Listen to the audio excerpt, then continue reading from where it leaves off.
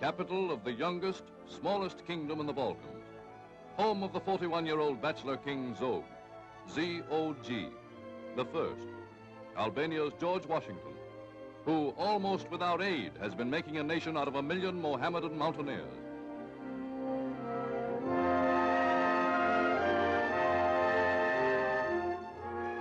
Huddled between bigger, more powerful neighbors, Yugoslavia, Greece, and Italy, lies the little realm whose independence Zog has kept despite years of threatening Balkan intrigue. Vigilantly, he guards the lonely frontiers facing out toward potential enemies. Born in the hills himself, Zog, with an army of hillmen, won independence for Albania after the World War.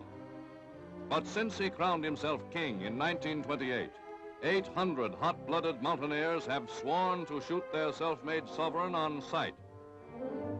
So today, safe neither at home nor abroad, King Zog governs from his stuccoed palace in Tirana, lives in close seclusion.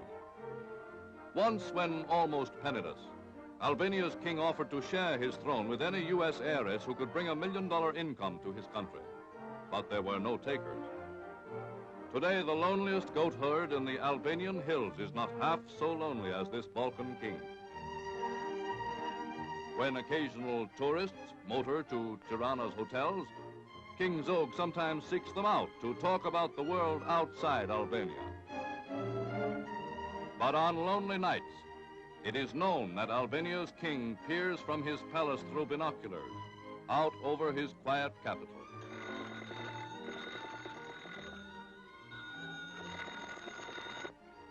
Hello? I beg your pardon. Are you playing bridge or poker? Why, poker. Poker? Fine. Would you like a sit? Why, who are you? I'm King Zog. I'd love to come over and join you. Why, of course, Your Majesty. I'll be right over. Say, that is the King of Albania. He's on his way over here.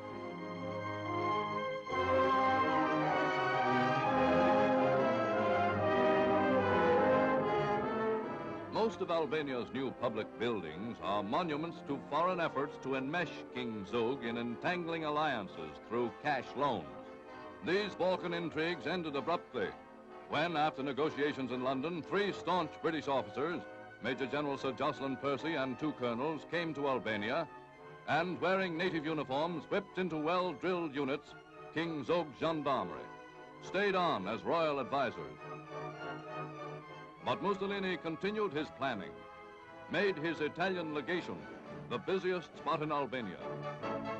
Skillfully, a sharp Roman envoy persuaded King Zog to ignore League of Nations sanctions against Mussolini's Ethiopian conquest. A joy to King Zog's heart is the nephew he has made his heir, Crown Prince Tati. But the king's 5 unmarried sisters, long spurned as brides by ancient royal houses, clamor for royal husband. So there is official rejoicing in Tirana when Zog matches his sister Sanioe with the 20th son of Turkey's late Sultan, Abdul the Damned. But for King Zog, rejoicing is dulled when European diplomats, furious at not being consulted before the alliance, sidestep 1936's only royal wedding. But suavely on hand is the Italian envoy in full ceremonial dress. Europe's royalty is not present to see Zog lead the bride to the altar, trailed by his 4 remaining sisters, bridesmaids today.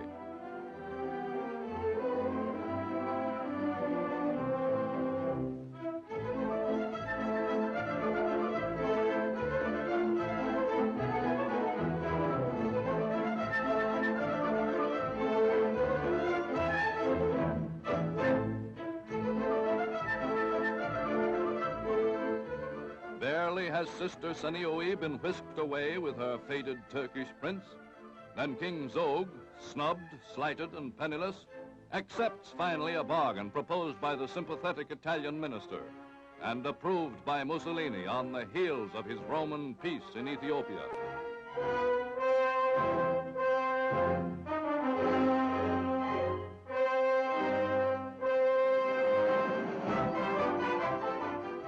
Today, Italians practically rule the little kingdom. Train Albanian school children as the children of Italy are trained. Italian engineers survey broad Albanian valleys, and great military highways are carved across the little kingdom. The harbor at Durazzo is dredged deep enough to float Italian warships, and new docks go up for trade with Italy. Big guns rake the Adriatic from the island of Sassino. Should the Balkans flame into war today, Mussolini need only bottle up the narrowest 40-mile straits of the Adriatic and transport his legions to Albania to be hammering at the Greek and Yugoslavian borders inside 6 hours. Today, British Major General Sir Jocelyn putters in his garden, expecting momentary dismissal, as crack Italian officers take over the gendarmerie he trained, speeded up in intensive maneuvers. And the world realizes that while Mussolini's right hand grabbed in Ethiopia, his left was snatching for his new empire, Little Albania, the primest piece of